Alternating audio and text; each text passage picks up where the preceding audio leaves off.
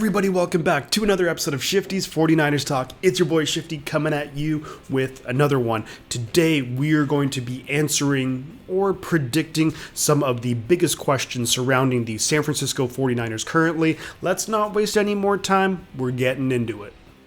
The first question that I am looking to answer is going to be what will happen with wide receiver Deebo Samuel. Now, we know that Deebo had requested a trade earlier in the offseason. It seems like maybe things are getting patched up a little bit.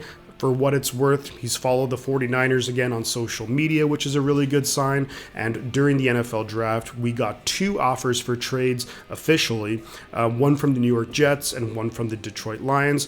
Considering what was offered, I'm very glad that we said no to both of those, and the 49ers seem hell-bent on getting a deal done, and I am ecstatic about that because Deebo Samuel showed in 2021 what he can really do.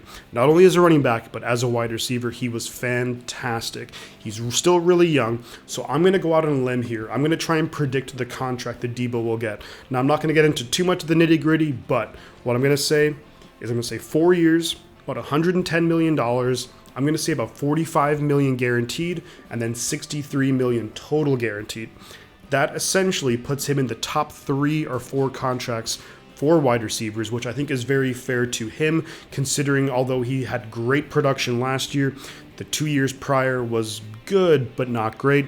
He's still very young. It's not like a 6 or 7 year deal, so he will be in line for another big contract when he's about 29 years old. And of course, it works for the 49ers because we get to keep Deebo Samuel, who, again, I think is the best offensive weapon, not only on the team, but one of the best in the entire NFL. Now, looking at Deebo's role going into 2022 and beyond, I don't think we're going to see Deebo run the ball nearly as much. I think we're still going to see it, but just not nearly to the degree that we saw in 2021, especially down the stretch. Now, I could see a game where maybe we run Deebo 5 times, and then maybe we go 2 weeks where we don't run him at all. I think it's going to be a very different offense under Trey Lance. It's going to be an offense that's going to look quite different to what we saw with Jimmy Garoppolo, although I do think that, look, with Kyle Shanahan running the ball is always going to be our bread and butter, but I think you're going to see a different offense in terms of taking shots down the field, which is a bonus because that'll really free things up underneath, especially with guys like Kittle, who can really break tackles, as well as Deebo, Ayuk, and then really open up things for the run game, not only with the running backs, but also with Trey Lance with his legs. I think you'll start to see some plays designed for him to run with the ball. But overall, with regards to Deebo, I think he's coming back. I would be willing to put money on it if I was a betting man. Next, we are going to talk about the quarterback position, and of course, I'm talking about Jimmy Garoppolo and what is going to happen with Jimmy. Well, let me lay out a couple of scenarios. So, scenario 1, does Jimmy Garoppolo get cut right now? No, that's not going to happen simply because he is still hurt. He's rehabbing from his shoulder surgery, so that's going to be another 6 weeks before he can throw. And if we were to cut him right now, we would actually be on the hook for about $7.5 million. So that's not ideal because the 49ers would ideally like to give that money to Deebo Samuel or Nick Bosa, the draft class, or maybe potential free agents who are out there. Now, could we cut Jimmy Garoppolo just prior to the season? I think that's a pretty distinct possibility. If we don't find any trade partners, I could see that happening because I don't know if the Niners want to go into the regular season with Jimmy Garoppolo still on the roster and basically just being a shadow and like hovering over Trey Lance, because although I think that Trey Lance is ultimately going to be a better quarterback than Jimmy Garoppolo has gotten the team to some big games, a Super Bowl and the NFC Championship game. So that's a lot of pressure to put on Trey Lance, having a guy like that in the locker room every single day. So I don't think that's going to happen. I don't believe we keep Jimmy Garoppolo on the roster into the regular season. I think we would ultimately cut him when he's healthy, if that's the route we want to go. But I do believe we would actually hold on to Garoppolo essentially right up to when the season would start. Now, why would we do that? And the reason why I think we're going to do that is what maybe John Lynch and what the front office is hoping for is that maybe another team's quarterback goes down hurt. We saw this happen in 2016 and 2017. In 2016, Teddy Bridgewater for the Vikings at the time had that horrific leg injury They got a little bit desperate. Then they went to the Eagles, traded for Sam Bradford, and actually gave up a first-round pick and a fourth-round pick for him. The other trade that we saw a year later was when Andrew Luck with the Colts at the time was on the physically unable to perform list to open the season, and then they traded a first-round wide receiver, Philip Dorsett, to the New England Patriots for Jacoby Brissett.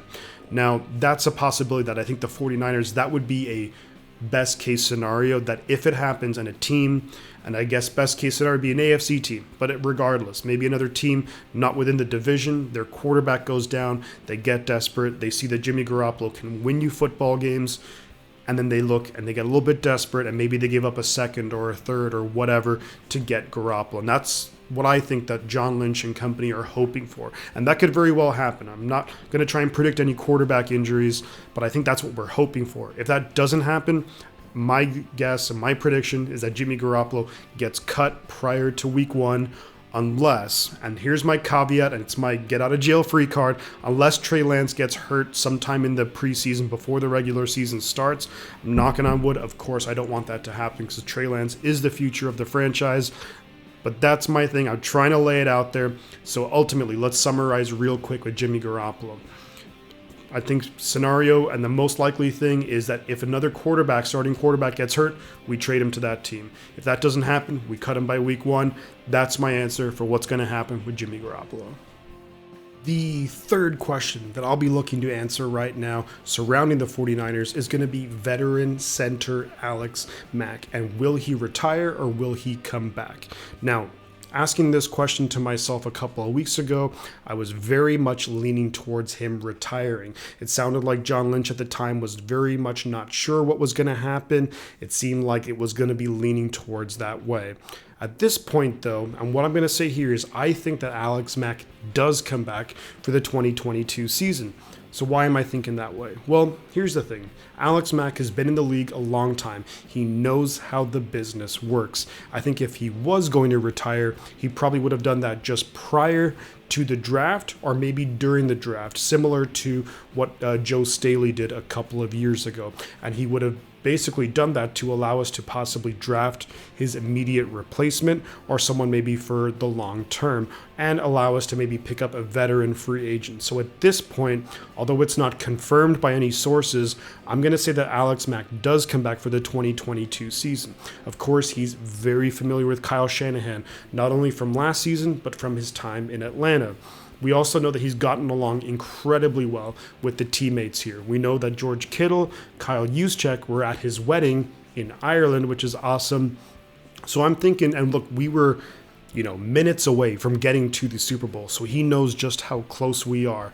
And I think that Trey Lance is going to be at least as good as, if not better than what Jimmy Garoppolo was last year. And I think this team is as deep as it's ever been. So just being so close, being able to play for the 49ers, which is so close to home for him. Remember, he went to Berkeley in university, so I think it's a really good possibility that he gives it one more year and then hangs it up, and maybe a guy like undrafted free agent like Donovan West, possibly Jason Poe, or maybe next year we draft or sign a replacement for Alex Mack. But I'm going to say that Alex Mack does come back for this coming season.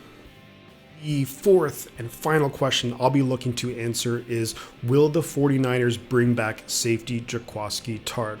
As of right now, I'm going to say the answer is no, even though it's a move that I personally would make. I don't think the 49ers are going to bring him back as it stands right now.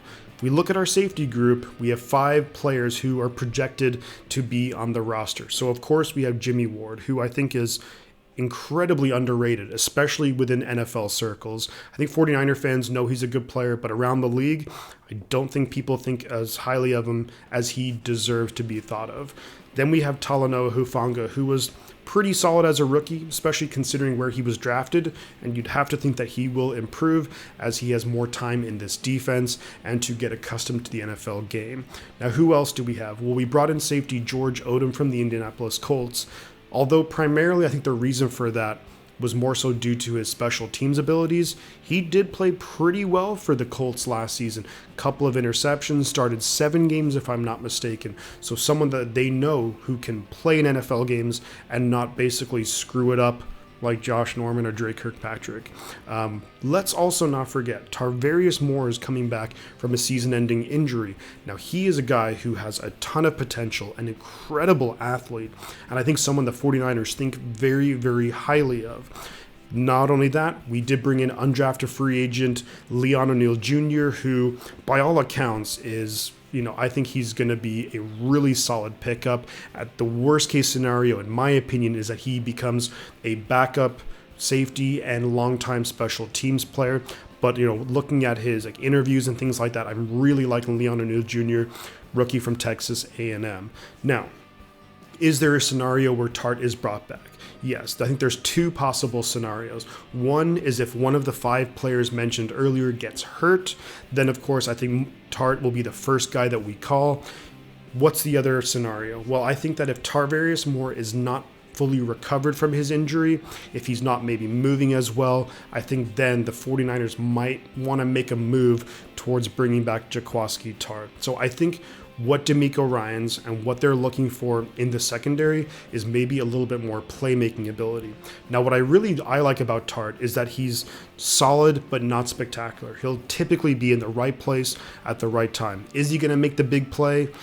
Most likely not. And maybe that's what they're looking for. Maybe some more splash plays out of the secondary. So they're hoping that Tarvarius Moore, George Odom, Hufanga, Jimmy Ward, all together, they'll be able to make that happen.